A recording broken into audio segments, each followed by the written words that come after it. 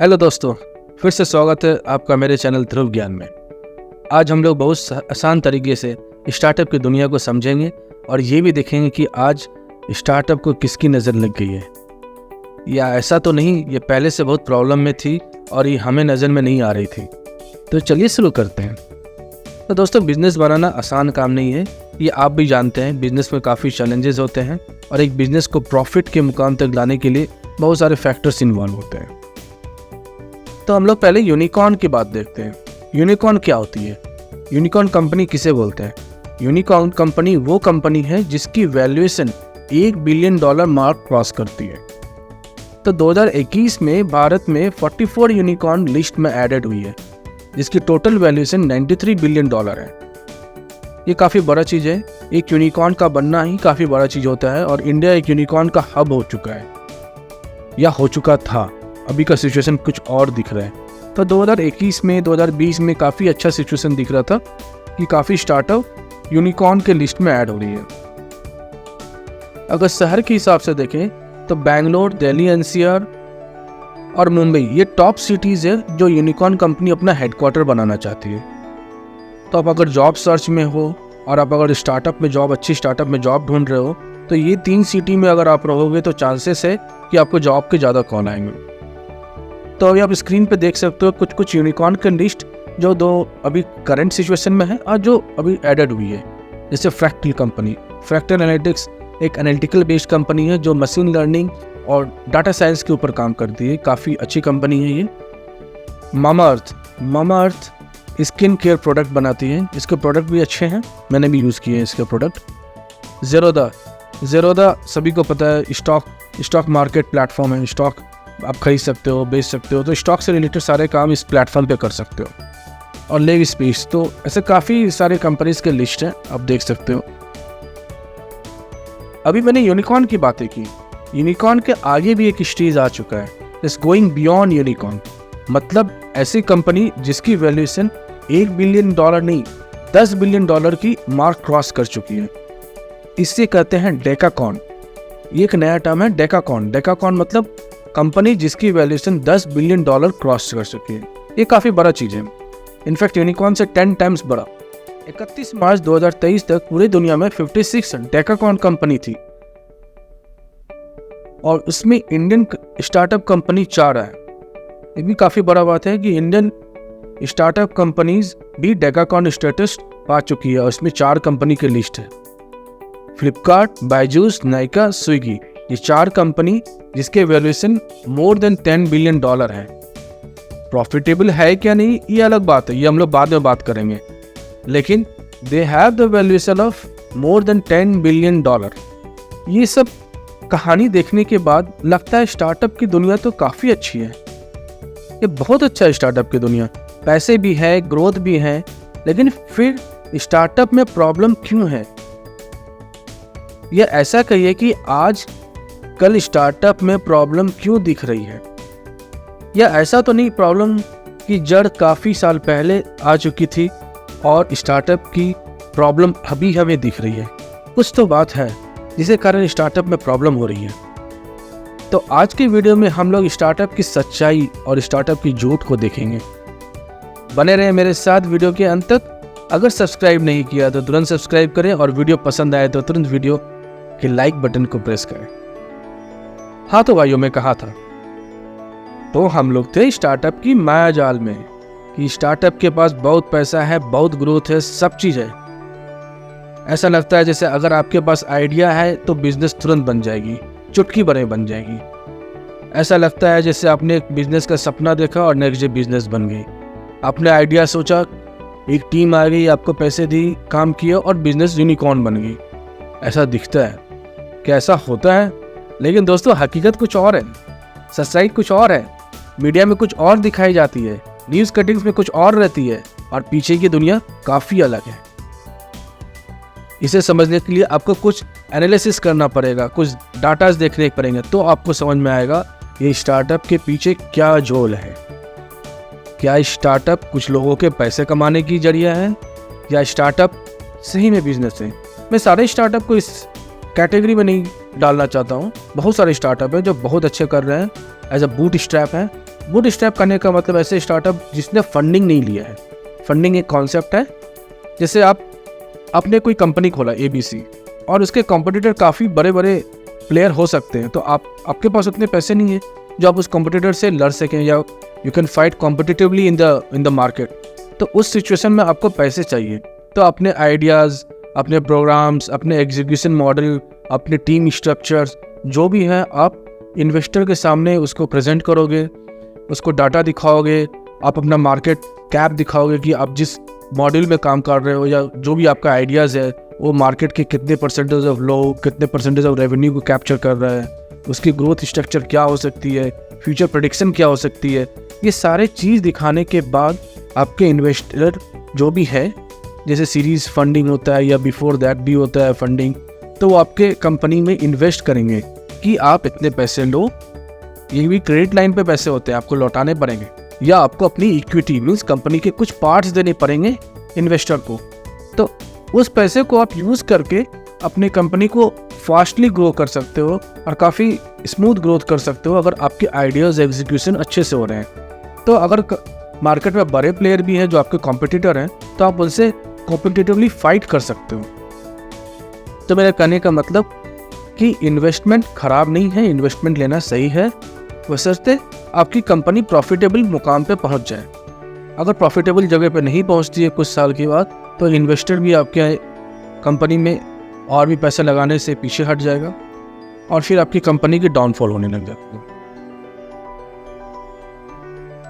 Investor तो आपकी company में पैसे लगा दिए और आप अपने इन्वेस्टमेंट के थ्रू अपने कंपनी को काफ़ी अच्छा ग्रो किया, लेकिन बहुत सारी कंपनी ग्रो नहीं कर पाती है। उनके आइडियाज़ इतनी स्ट्रांग नहीं होते हैं कि वो ग्रो कर सके, या आइडियाज़ को अच्छे से एग्जीक्यूट नहीं कर पाते हैं कि वो ग्रो कर सकें।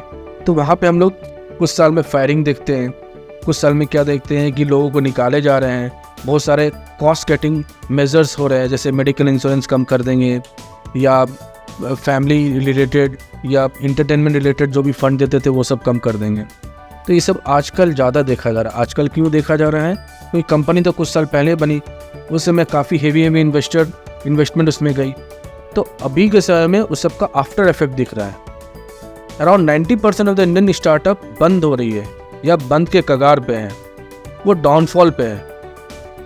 ये काफ़ी ख़राब सिचुएशन है। ख़राब situation not in the sense of only unicorn या डेकाकॉन, ख़राब सिचुएशन नॉर्मल लोगों के लिए भी है, क्योंकि इसने काफ़ी एम्प्लॉयमेंट जनरेट किया था जब ये स्टार्टअप बनी थी, लेकिन सडन डाउनफॉल से काफ़ी ले ऑफ और मार्केट में काफ़ी अनएम्प्लॉयमेंट आ जाएगी, और हो भी रही है। आप देख रहे हो अभी आजकल के न्यूज़ में आप देखते हो काफ़ी ले ऑफ हो रही है।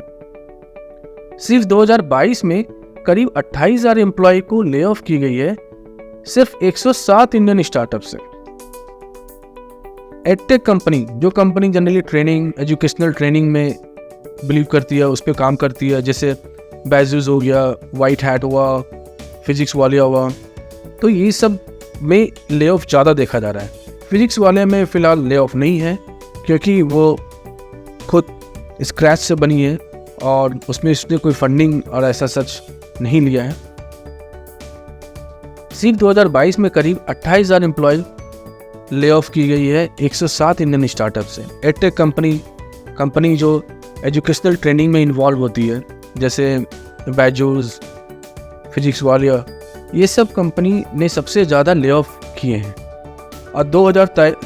और 2023 में तो सिचुएशन और भी गंभीर है। 2023 में अभी तक 2022 के 40% से ज़्यादा एम्प्लॉय को फायर किया गया है। तो सिचुएशन बहुत ख़राब है। इस सिचुएशन को समझना बहुत ज़रूरी है कि क्यों ख़राब है। एक तो है आपके आइडियाज़ ने ग्रोथ नहीं किए, या तो आपने कुछ तो प्रॉब्लम आपके आइडियाज़ में थे या कुछ तो प्रॉब्लम आपके एग्जीक्यूशन में थे। लेकिन इसके अलावा ही बहुत सारे फैक्टर है क्यों आज इंडियन स्टार्टअप की सिचुएशन ऐसी है। स्टार्टअप में भाइयों कुछ कमाती नहीं है। Most of the Indian startup कुछ कमा के नहीं दी है, बस वैल्यूएशन का गेम है। ये अपना वैल्यूएशन बनाते हैं, दिखाते हैं डाटाज को ऐसा कि मेरे कंपनी का values in the sense of money, कि मेरे कंपनी का इतना मार्केट कैपिटल है या मेरे कंपनी का इतना मार्केट कैप्चर का सिचुएशन है इन द फ्यूचर, प्रेडिक्शन ऐसा है, सेल्स ऐसा है। प्रॉफिट बने ना बने, इससे वैल्यूएशन बन जाती है। जब आप वैल्यूएशन दिखाते हो या प्रेडिक्ट करते हो सही से, तो इन्वेस्टर उसमें पैसे डालते हैं, उस पैसे का यूज़ होता है उस कंपनी में, काम में। लेकिन प्रॉफिट अभी तक नहीं बनी है, अभी 1 रुपये की भी प्रॉफिट नहीं बनी है। जब तक कंपनी में प्रॉफिट नहीं बनेगी, वो कंपनी कभी भी पॉजिटिव वे में नहीं जा सकती है। तो उसको पॉजिटिव बनाने के लिए कुछ साल स्टार्टअप काम करते हैं और एट द एंड डाउनफॉल होता है या तो ग्रोथ होता है, डिपेंडिंग ऑन द कंपनी किस तरह से काम कर रही है। तो बुक्स में घुमा फिरा के बिजनेस मॉडल को स्ट्रांग दिखाया जाता है और फिर इन्वेस्टर से पैसे लिए जाते हैं। कुछ कंपनी के करेंट वैल्यूएशन पे होते हैं, मीन करेंट वैल्यूएशन कंपनी का क्या है, फिर 2 साल बाद क्या वैल्यूएशन होगा, तो depending on the current valuation पैसे उठाए जाते हैं इन्वेस्टर से। वैल्यूएशन को समझते हैं पहले। वैल्यूएशन मतलब कंपनी की वैल्यू इन टर्म्स ऑफ पैसे। जब कंपनी अभी स्टार्ट ही नहीं हुई है, कुछ प्रॉफिट भी नहीं है, तो भैया फिर कैसा वैल्यूएशन। लेकिन नहीं, स्टार्टअप की दुनिया में वैल्यूएशन हो सकता है। भले रियल सिचुएशन में वैल्यूएशन हो ना हो, स्टार्टअप की दुनिया में हो सकता है। यही तो स्टार्टअप का खेल है भाइयों। जैसे कोई ऑनलाइन शॉपिंग स्टार्टअप ये देखेगी इन्वेस्टर की हमारे वेबसाइट पे कितनी ट्रैफिक हो रही है, कितने लोग आ रहे हैं, लॉगिन कर रहे हैं। आप लोग भी जाते होंगे बहुत सारे ऑनलाइन शॉपिंग कार्ट में, आप लॉगिन करते हो। आप लेते हो नहीं लेते हो दैट इज डिफरेंट थिंग, या लेते भी हो तो हेवी डिस्काउंट में लेते हो, वो भी अलग चीज़ है।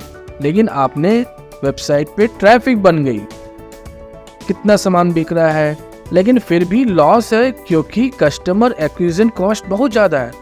मतलब एक कस्टमर को अपने वेबसाइट तक लाने में बहुत खर्चा है। जैसे कि ऐड में खर्चा, बायजूस की तो ऐड आप देखते ही हो, उसने शाहरुख खान को बुला लिया ऐड में। अरे भाई आप तो ऐड में ही इतने खर्च कर रहे हो, कंपनी को क्या चलाओगे। बहुत सारे लोग ऐड में खर्च करके भी कंपनी चलाते हैं, लेकिन बायजूस ने नहीं चला पाया, ठीक है। लेकिन वेबसाइट में ट्रांजैक्शन तो बहुत हो रही है, मतलब मेरे कंपनी का अच्छा वैल्यूएशन है करंट मार्केट के हिसाब से, तो भाइयों मैं इन्वेस्टर को बोलूँगा इतने million transaction quarterly, yearly, monthly जैसी भी है वो हो रही है, इतने सारे ट्रांजैक्शन आ रहे हैं, प्रॉफिट नहीं है, बट प्रेडिक्शन के हिसाब से प्रॉफिट हो सकती है अगर इसको हम अच्छा ग्रो करेंगे तो ये सब बेसिस पे इन्वेस्टर पैसे लगा, ये वैल्यूएशन पे इन्वेस्टर पैसे देती है स्टार्टअप को बिजनेस बढ़ाने के लिए। लेकिन भाइयों ये इन्वेस्टर भी बहुत चालू चीज़ है, इनको सब पता है। जब मुझे पता है, आपको पता है, तो इन्वेस्टर को ऐसा कैसे कि नहीं पता होगा। इन्वेस्टर काफ़ी चालू चीज़ है, वो भी अपने पैसे बनाने के लिए आई है। उसे पता होता है कि कंपनी को प्रॉफिट कमाने में बहुत साल लग जाएंगे या कभी प्रॉफिट नहीं बना पाएगी, लेकिन फिर भी इन्वेस्टर इन्वेस्ट इसलिए करता है कि नेक्स्ट ईयर या 2 साल बाद या 3 साल बाद में इस कंपनी का वैल्यूएशन हम लोग बढ़ा के दिखाएंगे और नेक्स्ट राउंड ऑफ इन्वेस्टमेंट में फिर से दूसरे इन्वेस्टर से पैसे लेंगे।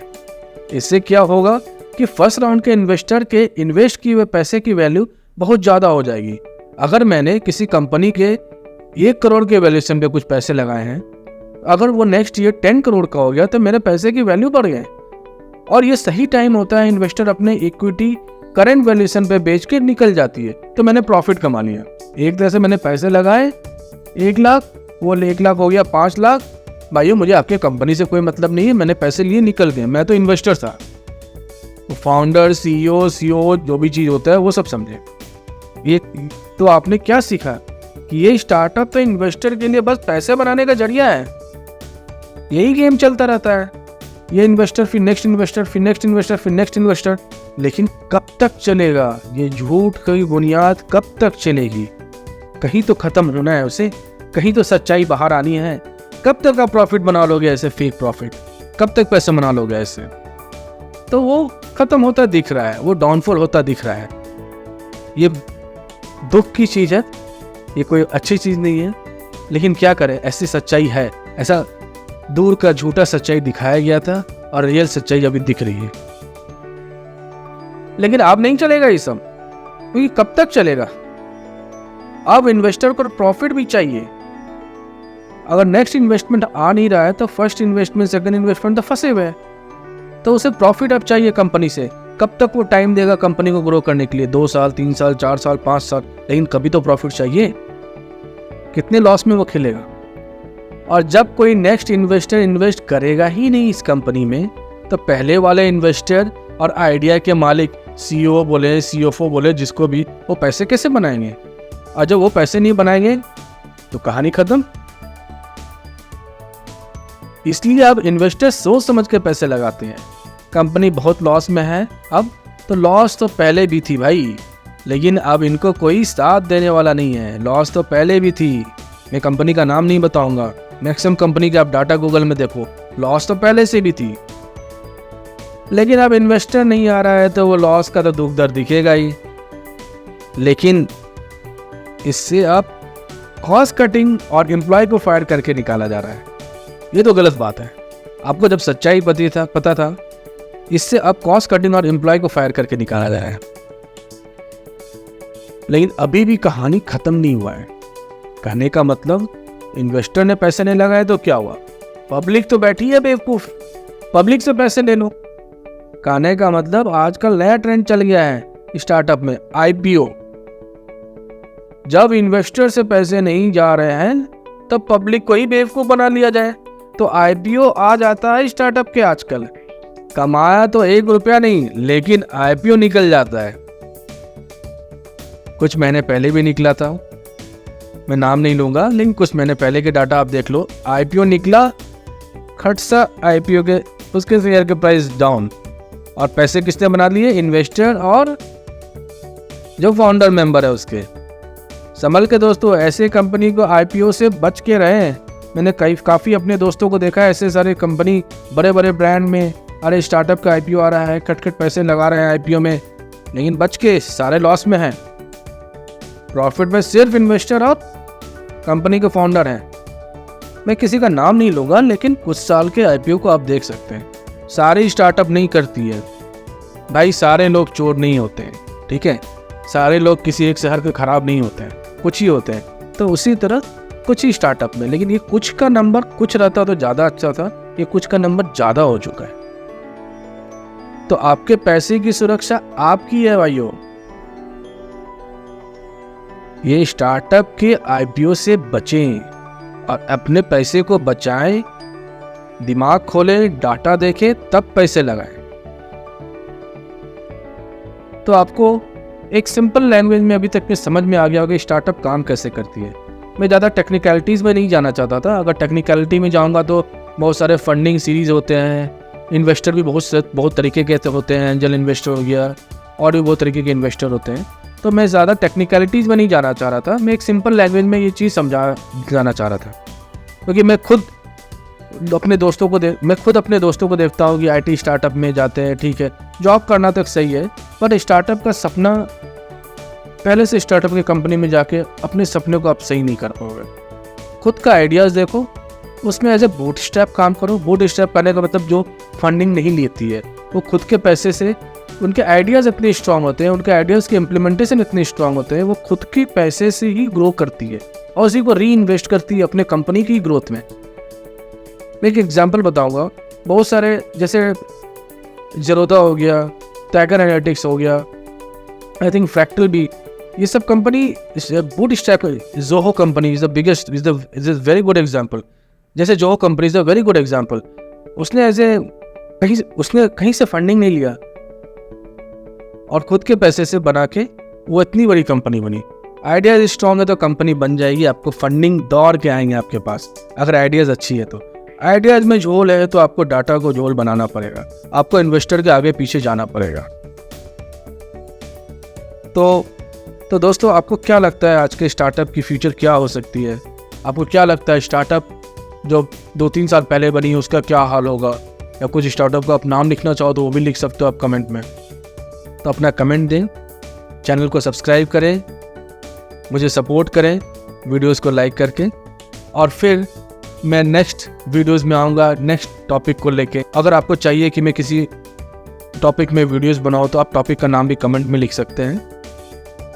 तब तक के लिए बाय, अपना ख्याल रखें, थैंक यू।